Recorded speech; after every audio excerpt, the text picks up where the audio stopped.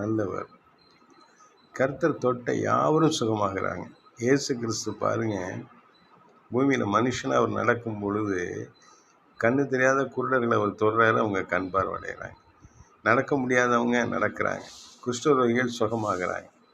பலவிதமான வியாதியில் இருக்கிறவங்களுக்கு, பிசாசு பிடியில் இருக்கிறவங்களுக்குலாம் அவர் விடுதலை கொடுக்குறாரு. இப்போ நம்ம வாழ்க்கையிலையும் தீர்க்க முடியாத பிரச்சனை இருக்குது. இப்போ இயேசு நம்ம வாழ்க்கையில் வந்தால் நமக்கு நிச்சயமாக விடுதலை கிடைக்கும். இயேசு நம்ம வாழ்க்கையில் வர்றதுக்கு நம்ம என்ன செய்யணும்? அவரை நோக்கி கூப்பிடணும். அவரை நோக்கி கூப்பிட்றது மாத்திரமல்ல, அவருக்கு பிரியமான காரியங்களை செய்யணும். அவருடைய பிரசன்னம் எப்பயும் நம்ம மத்தியில் இருக்கும்படியாக நம்ம நடக்கணும்.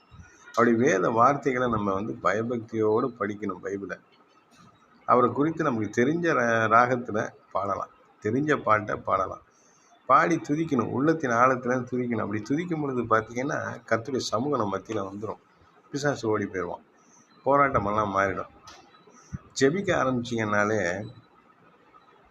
பிரச்சனைலாம் க்ளோஸ்.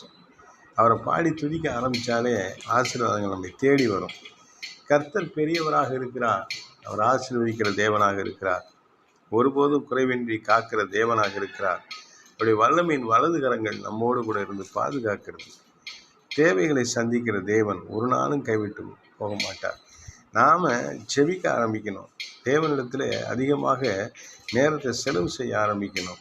கர்த்தருடைய பாதத்தில் அமர்ந்து காத்திருக்கிற ஆரம்பிக்கணும். அப்படி வேத வசனத்தை பயபக்தியோடு தியானித்து படிக்கணும்.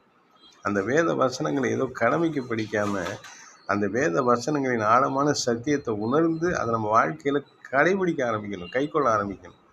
அந்த வேத வசனத்தின்படி நம்ம வாழ ஆரம்பிக்கணும். அதில் வாழ ஆரம்பிக்கும் பொழுது தேவனுடைய ஒத்தாசை நமக்கு வர ஆரம்பிச்சிடும். மனுஷங்க எதிர்ப்பு இருக்கும், மனுஷனுடைய ஏமாற்று காரியங்கள்லாம் குறுக்க வரும் வாழ்க்கையில். ஆனால் அதெல்லாம் கர்த்தர் முறியடிச்சு போடுவார். என்றைக்கு நீங்கள் தேவனுடைய வார்த்தையை கேட்டு தேவனுடைய பிரசன்னத்தில் நடக்க ஆரம்பிக்கிறீங்களோ, தேவ பிரசன்னத்தை உங்கள் கூட வைத்து கொள்ள ஆரம்பிக்கிறீங்களோ, தேவ வார்த்தைகளின்படி கர்த்தருடைய வேத வசனங்களின்படி நீங்கள் வாழ ஆரம்பிக்கிறீங்களோ, அப்போ சாத்தான் தோற்று போவான். எதுக்கிற மனுஷங்கள்லாம் அப்புறப்படுத்தப்படுவாங்க. உங்களுக்கு பாதையை, ஜெய வாழ்க்கையை கர்த்தர் கொடுப்பார். கர்த்தர் உங்களை விட்டு விலக மாட்டார். அவருடைய கிருபை உங்களை தாங்கும். ஆமென். அல்லேலூயா.